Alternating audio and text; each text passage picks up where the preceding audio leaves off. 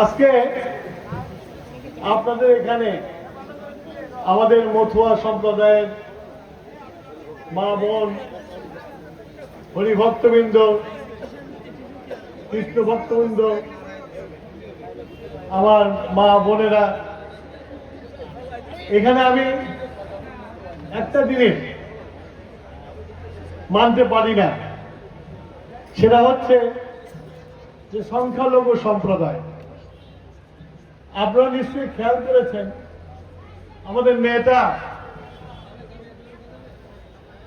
আমাদের চেয়ারম্যান তারেক রহমান দেশে এসে একটা কথা বলেছিল। উনি বলেছিলেন যে পাহাড় থেকে সমতল থেকে এখানে বসবাস করি বিভিন্ন রঙের বিভিন্ন বর্ণের মানুষ নিয়ে হলো বাংলাদেশ, এবং আমরা সবাই বাংলাদেশি। তাই আমি আপনাদের বলতে চাই, আমরা সবাই বাংলাদেশি, আমরা সবাই মানুষ। আমাদের ধমনীতে যে রক্ত বইছে, আপনার আমার সবার যে বিশ্বাসী হোক না কেন, একই রঙের রক্ত বইছে। সুতরাং এখানে পার্থক্য করার কিছু নাই। আমরা মানবিক বাংলাদেশ চাই। মানবিক বাংলাদেশের জন্যই আমরা মনে করি আমাদের বিশ্বাসকে এক জায়গায় রাখবো এবং বসবাস করব আমরা সম্প্রীতির সহকারে। তাই এই সংখ্যালঘু সম্প্রদায় এই সাম্প্রদায়িক মিলন না বলে আমরা বলতে চাই আমরা বাংলাদেশের মানুষ, আমরা বাংলাদেশের মানবিক মানুষ। এটাই হলো আমাদের ধর্ম। আজকে নির্বাচন শুরু হয়ে গেছে। এখানে একটা দল সম্বন্ধে আমার ছোট ভাই বলে গেছে তাদের স্বাধীনতা যুদ্ধের চরিত্র ওরা বলেছে, কিন্তু ওরা স্বাধীনতা যুদ্ধ দেখে নাই। আমি স্বাধীনতা যুদ্ধের সময় একটা টকবগের যুবক ছিলাম, ঢাকা বিশ্ববিদ্যালয়ের ফার্স্ট ইয়ারের ছাত্র ছিলাম, অস্ত্র ধরে দেশ স্বাধীন করেছিলাম, এবং আমরা একটা মাতৃভূমি পেয়েছিলাম, আমরা একটা মানচিত্র পেয়েছিলাম, আমরা একটা পতাকা পেয়েছি। কিন্তু একটি দল, তারা চিরকাল জনগণের সাথে থাকে নাই, জনগণের বিরুদ্ধে চালন করেছে। 47-এ এদেশের মানুষ দেশভাগ চেয়েছিল, তখন তারা বিরোধিতা করেছিল। ৭১-এও আমরা যুদ্ধে গিয়েছিলাম, তারা বিরোধিতা করে তাদের যে কীর্তিকর্ম কিছুক্ষণ আগে মঞ্জু বলে গেছে, বকুল বলে গেছে যে কত লক্ষ মায়ের বুক খালি করেছে, কত লক্ষ মা বোনকে ইজ্জতের হানি করেছে, কত বধ্যভূমির সৃষ্টি করেছে। সেই দল আজকে স্বাধীনতা যুদ্ধের সম্বন্ধে ন্যারেশন তৈরি করে। এটা হচ্ছে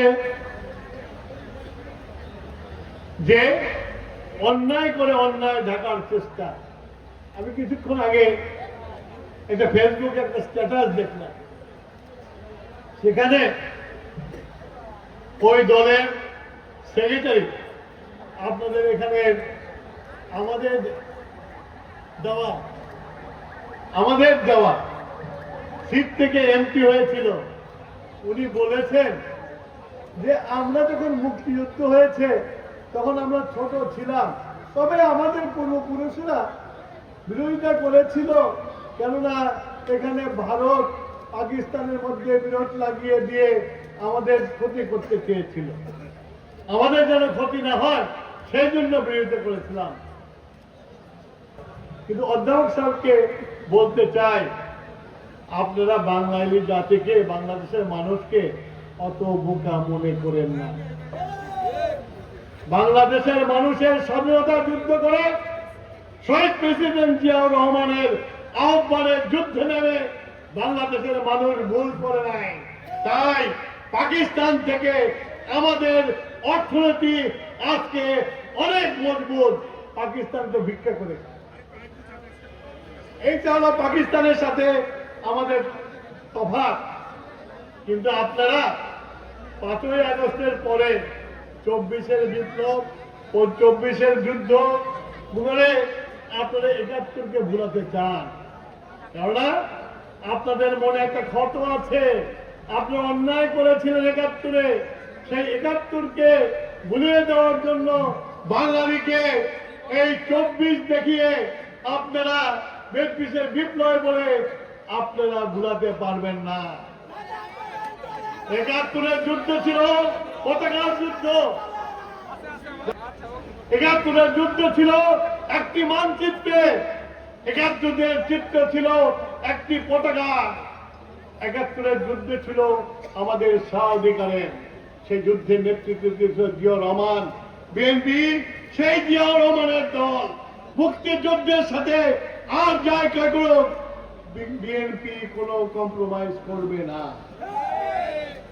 একটি দল মুক্তিযুদ্ধকে কলঙ্কিত করেছে, মুক্তিযুদ্ধের মালিকানা দাবি করে। তার অর্থ এই নয় যে তারা নষ্ট হয়েছে, মুক্তিযুদ্ধ নষ্ট হয়ে গেছে। মুক্তিযুদ্ধ লাখো শহীদের রক্তের বিনিময়ে হয়েছে, মুক্তিযুদ্ধ লক্ষ মার ইজ্জতের বিনিময়ে হয়েছে। আপনারা যখন আমার মাকে তুলে দিয়েছিলেন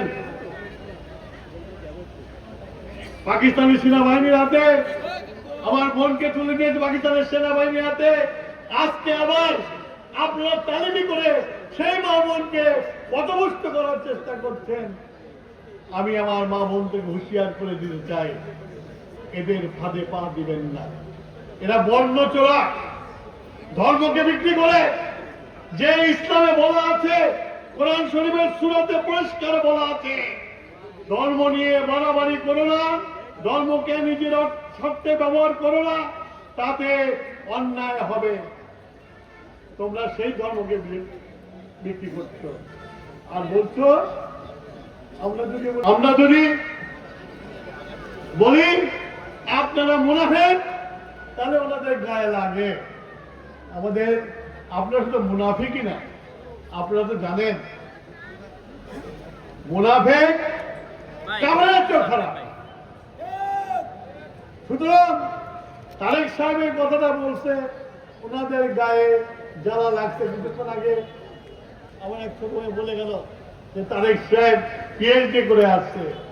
তারেক সাহেব পিএইচডি করে আসে নাই। তারেক সাহেব 17 বছর নির্যাতন সহ্য করে বাংলাদেশের মানুষের কাছে ফেরত এসেছে একটি পরিশ্রিত রাজনীতিবিদ হিসাবে।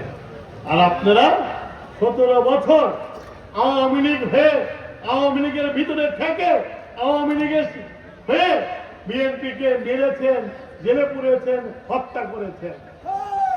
সুতরাং আমরা যেটা সিটটাকে 2001 সালে জামাতকে খয়রাত দিয়েছিলাম, আজকে আমরা সেই সিট ফেরত নেওয়ার জন্য আপনাদের কাছে এসেছি। আমি আমার এই ভাইদেরকে বলবো, আপনারা অনেকে এসেছিলেন, অনেক বেলা হয়ে গেছে, সবাই চলে গেছেন। তবে আমি মনে করি আমাদের ধানের শীষ আপনাদের হাতে উঠে গেছে এবং আপনারা এই ধানের শীষের যথাযথ মূল্য দিয়ে সারা খুলনা জেলায় আমাদের ধানের শীষের মার্কায় জয়যুক্ত করে 12 তারিখে সবাইকে দেখিয়ে দিবেন। আমরা হাওলাত দেই, আবার সেই হাওলাত ফেরত নিতে পারি। এই বলে